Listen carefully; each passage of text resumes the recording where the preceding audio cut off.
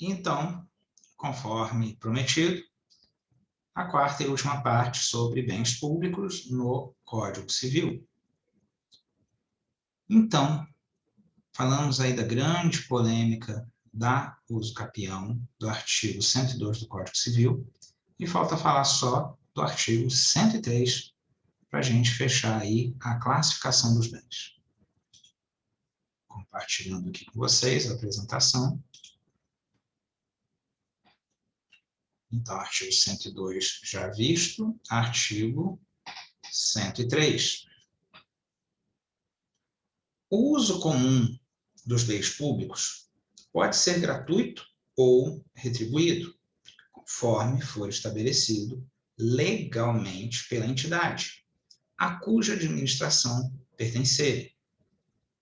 Quando a gente começa a estudar sobre bens públicos, e aí a gente pega alguma doutrina de apoio, a doutrina sempre vai bater com a gente essa questão, que os bens públicos, ainda que de uso comum, eles são de uso livre e indiscriminado. É uma palavra muito forte, muito abrangente, muito ampla, esse tal de indiscriminado.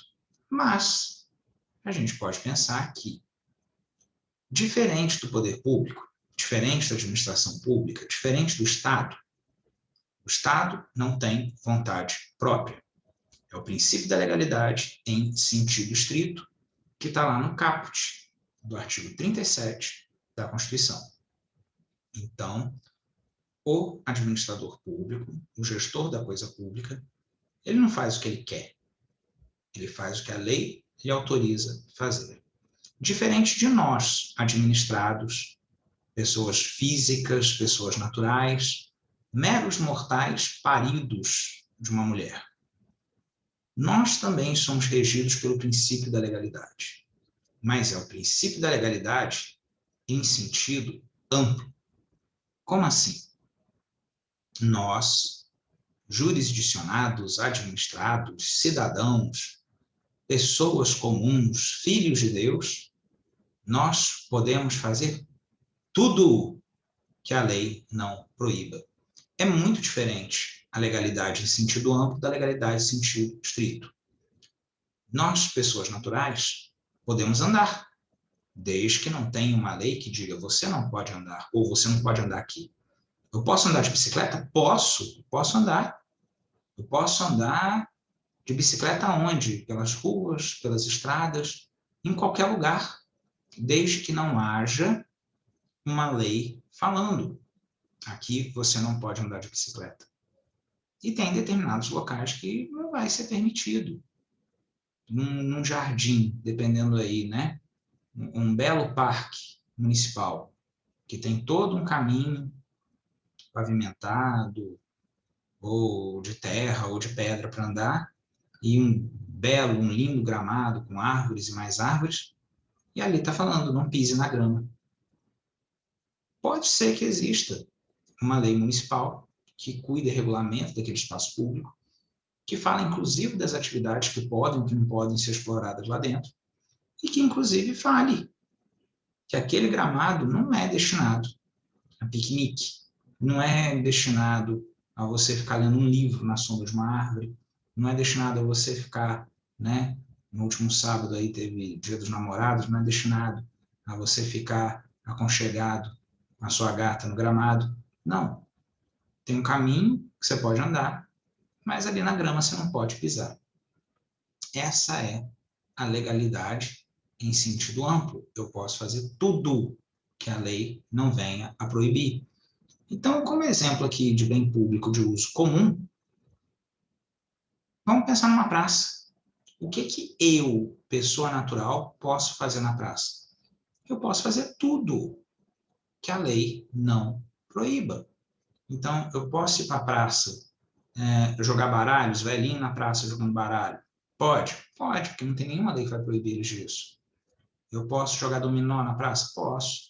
Eu posso levar meu filho para brincar com o carrinho de controle remoto dele? Posso. Eu posso levar minha filha para andar de bicicleta? Posso, desde que não tenha uma lei que proíba andar de bicicleta na praça. Eu posso montar uma banca de jornal e começar a vender revistas, jornais, livros e outros produtos, opa, aqui eu já esbarro no artigo 103, aqui eu já esbarro na utilização do espaço público e, nesse caso, inclusive, através de licitação. Em volta da praça, quase sempre em volta da praça, tem um ponto de táxi. E esse ponto de táxi? Eu vou poder pegar o meu carro, parar no ponto de táxi e falar, aqui eu vou fazer Uber agora. Primeiro que eu acho que os taxistas não vão deixar. Algo me leva a crer que eles não vão ficar satisfeitos com essa situação. Impressão minha, tá? Posso estar errado. E outro, eu tenho uma questão de legalidade aqui. O ponto de táxi, na moral, não era para ser comprado, não era para ser vendido. O ponto de táxi, na moral, ele era para ser licitado. Ele era para ser objeto de licitação. Pensem. Retornem ao artigo 37, caput da Constituição Federal, onde tem os 5 princípios gerais da administração pública. Ali eu tenho a legalidade, que é exatamente o que eu estou falando. Ali eu tenho a impessoalidade, que também bate com o que eu estou falando. Eu não posso escolher a administração pública, o prefeito não pode escolher determinada pessoa, porque me ajudou muito na campanha, eu vou dar um ponto de táxi para ele. A gente sabe que isso já foi muito comum e muito errado. Mas a gente sabe que era assim que funcionava. Então, não. O ponto de táxi, primeiro, ele tem que ser criado por lei. E ali, quantos pontos de táxi que a cidade vai ter? Pelo número de habitantes, e falar, ó, pode ter tantos pontos, tantas vagas, tantos taxistas para cada 100 habitantes, para cada 200 habitantes. Aí cada município vai regulamentar e respeitar esse número de pontos de táxi e para ocupar eles de forma regular, licitação.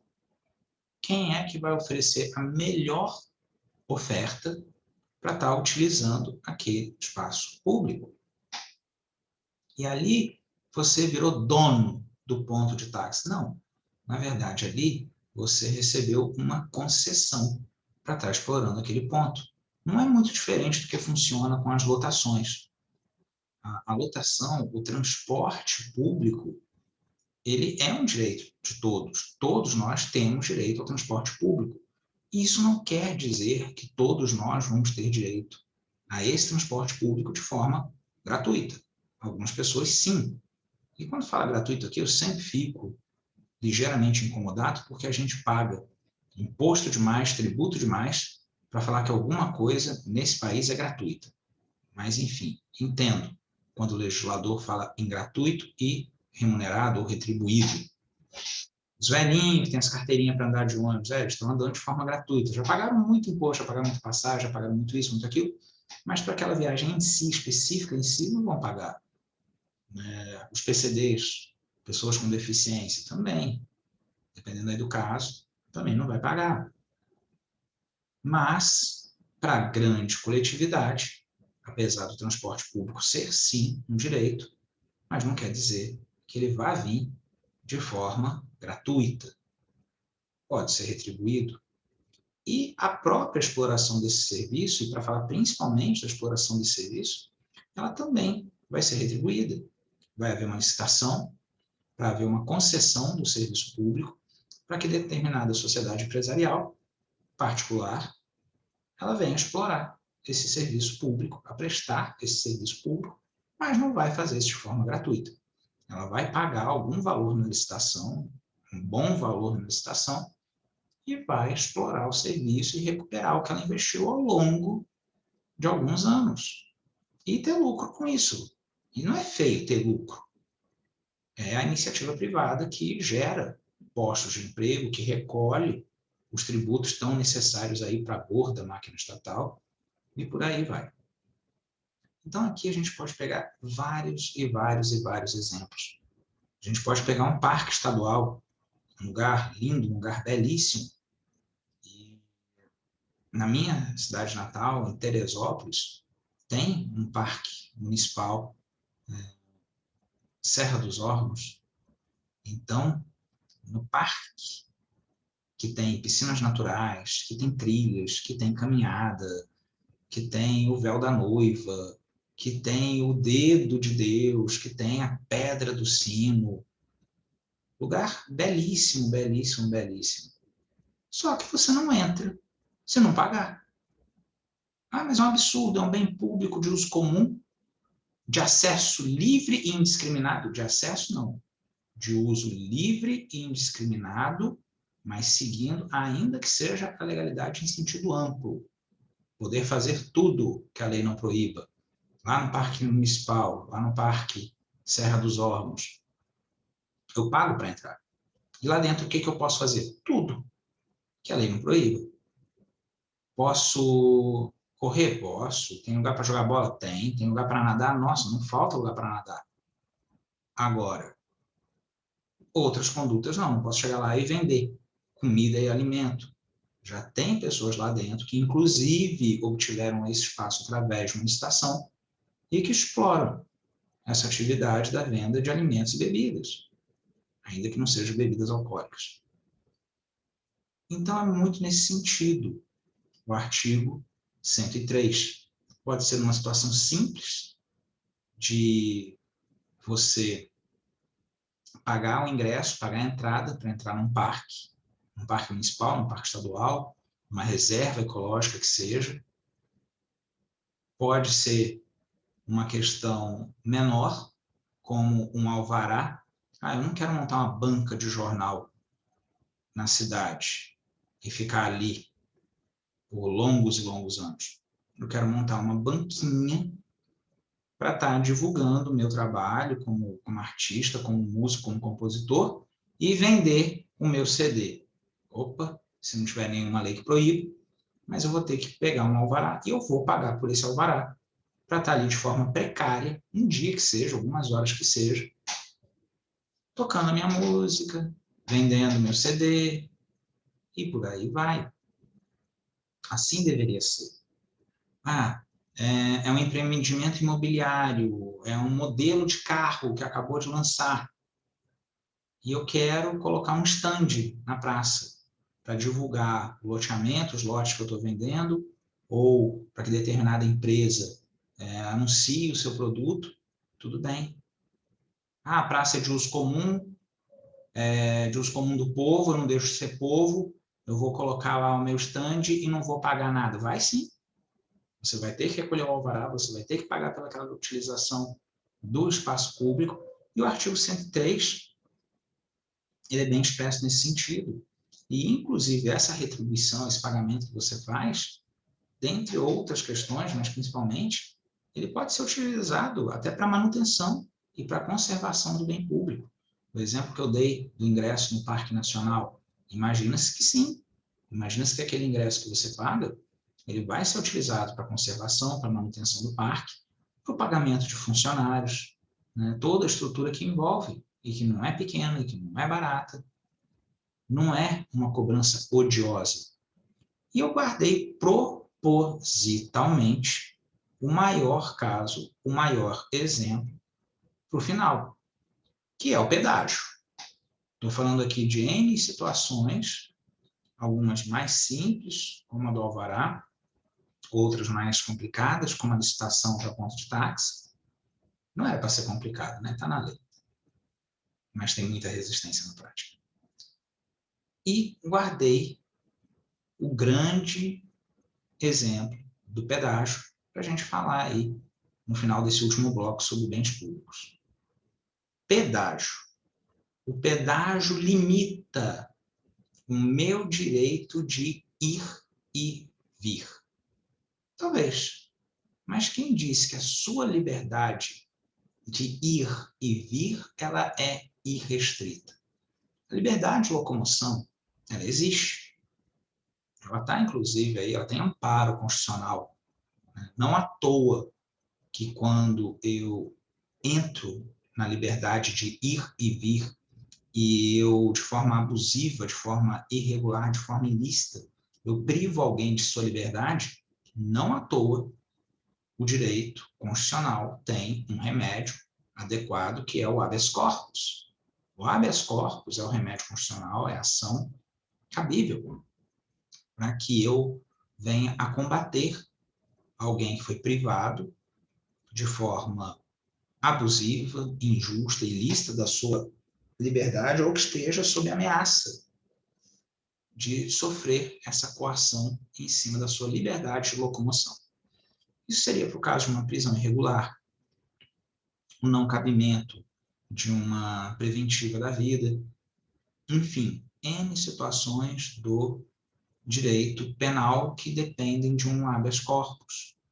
Agora, tem gente que abusa e tenta usar habeas corpus para tudo, inclusive, não raro, quando determinada localidade anuncia que a estrada que corta aquele município vai ter um pedágio ali, o que mais chove é de ação de habeas corpus, falando que aquele pedágio está restringindo o meu direito de ir e vir. E em determinadas localidades, inclusive, isso sofre uma relativização, isso tem aí uma minimização de danos que vai ser em qual sentido?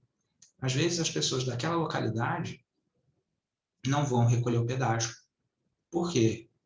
Porque a estrada é o caminho mais fácil para você ir de um bairro a outro. E você trabalha num bairro, mora num bairro e trabalha em outro bairro, cujo caminho mais rápido é via estrada. Então você vai ficar pagando todo dia o pedágio, naquele valor pesado, que geralmente quem transita por ali, quem está indo de um município ao outro e passando por onde tem o pedágio, não é justo, não é razoável, não é proporcional. Então, não raro que as pessoas da localidade consigam ser dispensadas do pagamento de pedágio. Mas para os outros, não. Mas está restringindo a minha liberdade de ir e vir. A liberdade de ir e vir nossa é restringida em quantas situações? Não é em todo local público que eu simplesmente posso entrar, não. Não é em todo local público que eu posso simplesmente... Ah, mas você está falando aí de bens públicos de uso especial. Poderia estar falando. Mas a questão aqui do artigo 103 é o bem público de uso comum. Que seja o bem público de uso comum. Eu não falei do ingresso no Parque Nacional. Eu não falei do alvará que você paga para explorar uma atividade numa praça. Então, o pedágio não é diferente. Você quer usar aquela rodovia, vai pagar pedágio, que vai ser destinado, dentre outras tantas coisas, para conservação, para manutenção do bem. E confesso para vocês, pagar pedágio não me incomoda, não me dói. O que me dói é pagar IPVA. O pedágio eu estou vendo onde está indo. O IPVA, por outro lado, eu já não enxergo com tanta clareza. Enfim, o pedágio não é ilícito. O pedágio ele é um exemplo maravilhoso de aplicação do artigo 103, a utilização de um bem público de uso comum como uma estrada, porém de forma remunerada, através de uma retribuição, através do pagamento do pedágio. E há ainda uma consideração. Dificilmente eu não tenho um caminho alternativo aonde eu não venha a pagar aquele pedágio. Geralmente eu tenho que dar uma volta muito grande para não pagar o pedágio. Eu não estou falando de um atalho no meio do mato, não, porque isso é evasão de pedágio, isso inclusive é ilícito. Eu estou falando de um outro caminho. Digamos que eu queira ir para a minha cidade natal, para Teresópolis.